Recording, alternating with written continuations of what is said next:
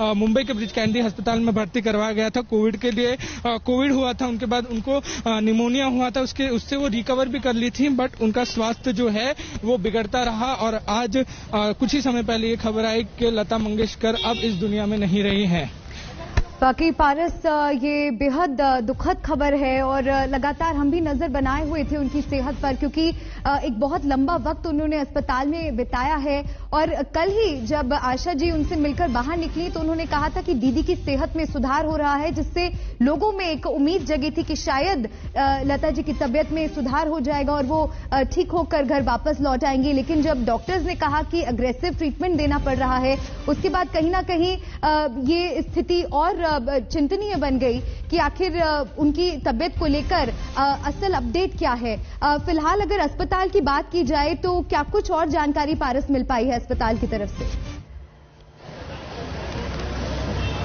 जी बिल्कुल, कल ही जो उनके डॉक्टर है लता मंगेशकर जी का जो इलाज कर रहे थे प्रतीत समदानी, उन्होंने मीडिया से बात की थी और मीडिया से बात करते वक्त उन्होंने कहा था कि एग्रेसिव ट्रीटमेंट हम कर रहे हैं, हम पूरी कोशिश कर रहे हैं कि उनका स्वास्थ्य जो है पूरी तरीके से ठीक हो जाए। हॉस्पिटल की तरफ से कुछ ही देर में जो है आधिकारिक तौर पर यह बता दिया जाएगा कि अब लता मंगेशकर जी नहीं रही हैं इस दुनिया में। संगीत की दुनिया का सबसे बड़ा सितारा थी, बट यहाँ पे लोगों का तांता लगना शुरू हो गया है।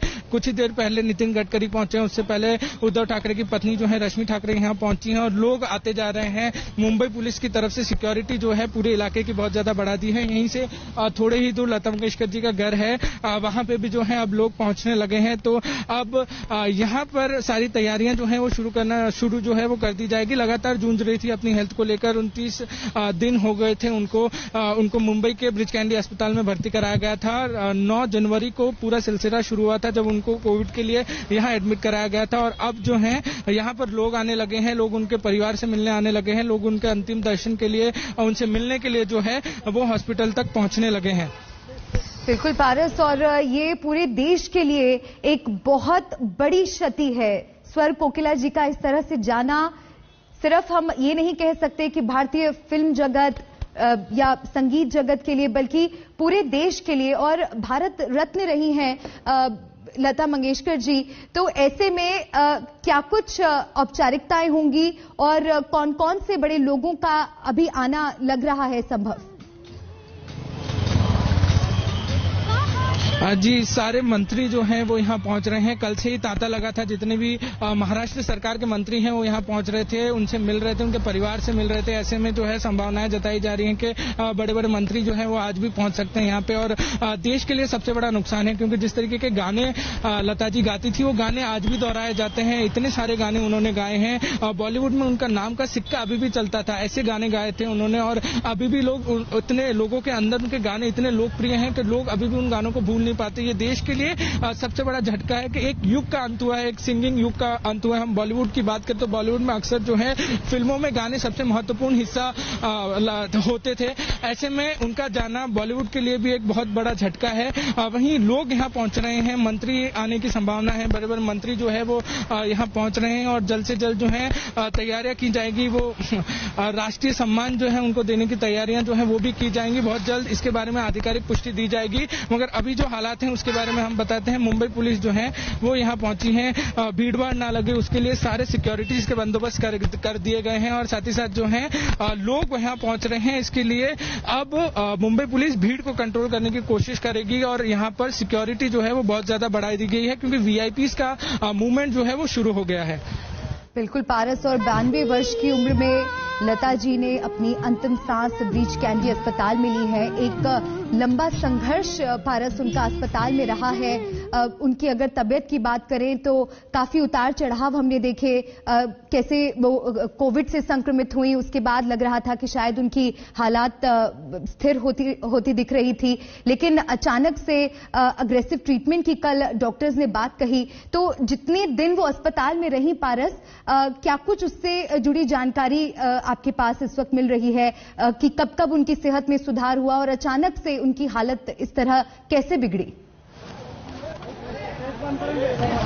जी बिल्कुल, उनकी तबीयत जो है वो लगातार जब से वो एडमिट हुई थी तब से उनकी तबीयत जो है वो बिगड़ रही थी और अचानक तबीयत में सुधार भी आया था। कुछ दिन पहले ही ये बताया गया था कि अब जो है उनकी तबीयत सुधर रही है और तबीयत सुधरने के कारण जो है उनको वेंटिलेटर से भी हटा दिया गया था। मगर अब जो है वापस एक बार उनकी तबीयत बिगड़ी कल और तब तबीयत जैसे ही बिगड़ी उनको तुरंत ही वेंटिलेटर पर डाला गया। और जब हमने डॉक्टर प्रतीत से बात की, डॉक्टर प्रतीत ने ये कहा कि उनकी तबीयत जो है खराब है और हम पूरी कोशिश कर रहे हैं कि उनकी तबीयत, उनके स्वास्थ्य को जल्द से जल्द ठीक किया जाए।